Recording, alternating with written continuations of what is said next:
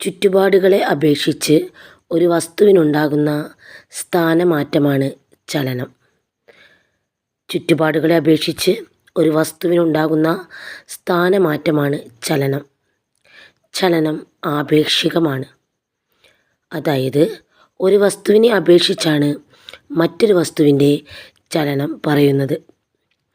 ചലനത്തെക്കുറിച്ചുള്ള പഠനമാണ് ഡൈനാമിക്സ്. ചലനത്തെക്കുറിച്ചുള്ള പഠനം ഡൈനാമിക്സ്. നിശ്ചലാവസ്ഥയെക്കുറിച്ചുള്ള പഠനമാണ് സ്റ്റാറ്റിക്സ്. നിശ്ചലാവസ്ഥയെക്കുറിച്ചുള്ള പഠനമാണ് സ്റ്റാറ്റിക്സ്.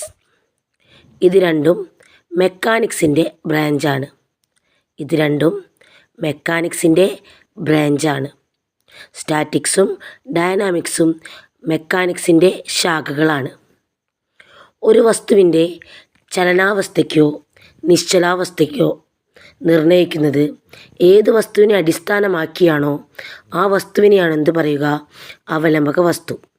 ഒരു വസ്തുവിൻ്റെ ചലനാവസ്ഥയോ നിശ്ചലാവസ്ഥയോ നിർണ്ണയിക്കുന്നത് ഏത് വസ്തുവിനെ അടിസ്ഥാനമാക്കിയാണോ ആ വസ്തുവിനെയാണ് അവലംബക വസ്തു അഥവാ റെഫറൻസ് ബോഡി എന്ന് നമ്മൾ പറയുന്നത്. അപ്പോൾ ഇത് PSC കുട്ടികൾക്ക് വളരെ ഉപകാരപ്രദമായിരിക്കും. Thank you.